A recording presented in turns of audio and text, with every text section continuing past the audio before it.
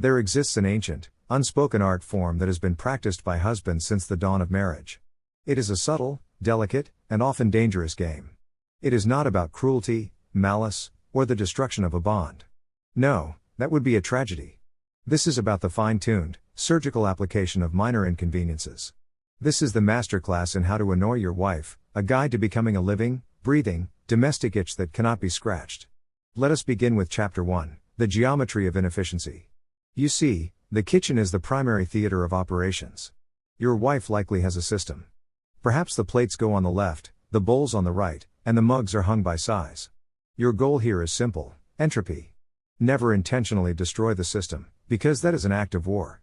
Instead, be the ghost in the machine. Place the spoons in the fork slot. Put the heavy cast iron skillet on top of the delicate ceramic nesting bowls. When you unload the dishwasher, arrange the glasses at odd angles, just slightly tilted, so that they vibrate with the movement of the cupboard door. It is about creating a sense of mild, persistent vertigo. She will open the cupboard, pause, let out a long, weary sigh, and then rearrange them. You aren't breaking things, you are simply rearranging the universe according to your own chaotic, gravity-defying logic. Chapter 2, The Art of the Open Door. There is an evolutionary instinct in women that dictates a home should be a fortress of closure. Cabinets, drawers, and doors are meant to be shut. They are seals against the world. You, however, are the architect of the gap. Never close a kitchen cabinet all the way. Leave it ajar by exactly 2 inches. It is a subtle invitation for a head bump in the middle of the night. Leave the utility closet open just enough to reveal the clutter inside. Leave the door to the spare room cracked so that the shadows stretch across the hallway. When she asks, you simply shrug and say you didn't notice. You are a man of mystery, a man of open spaces, a man who believes that hinges are merely suggestions, not commitments. Chapter 3, The Auditory Offensive. This is where you test your limits. Everyone has a rhythm. Your wife has a rhythm of work, of rest, of focus. Your job is to introduce syncopation where there should be silence. Start with the water bottle. Everyone needs hydration, but there is a specific, guttural, echoing sound that a plastic bottle makes when it is squeezed. Do it rhythmically. Do it during her favorite show. Or, master the sound of the snack. A potato chip is a loud snack, but a carrot is a rhythmic percussion instrument. Crunch during the serious parts of the evening news. Tap your pen against the table during her important phone calls. Not too loud, just enough to be a ghost of a sound that registers in the back of her mind like a dripping faucet. If she asks you to stop, stop for exactly 30 seconds, then begin again with a different, slightly less noticeable pattern. It is the tactical use of ambient noise.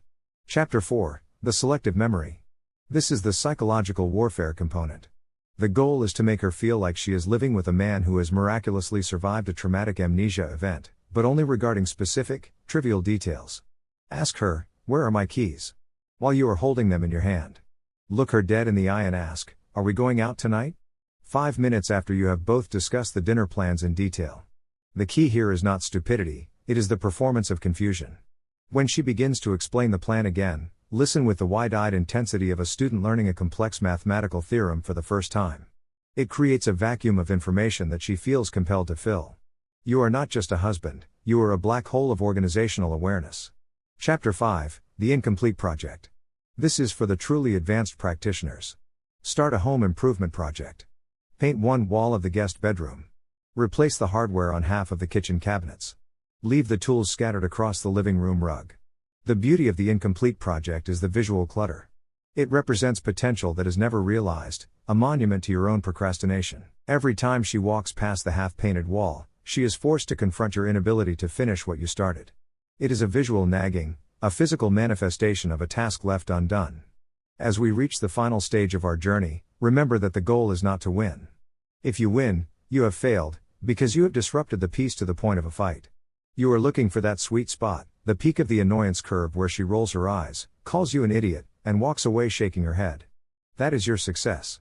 That is the moment you have achieved true domestic influence. You have become a background constant, a harmless, mildly frustrating, yet deeply familiar element of her day. You have proven that you are not just a partner, but a persistent, ever-present, mildly inconvenient companion. You are the spice in her life, sometimes a bit too much, occasionally entirely uncalled for, but definitely impossible to ignore. Life is short, and marriage is long. You might as well fill those years with the kind of trivial, harmless, and completely maddening behavior that creates the memories you will both laugh about when you are old and gray. Thanks for watching this video. Please like this video and subscribe to my channel. Share this with a friend so they know how to annoy their wife too.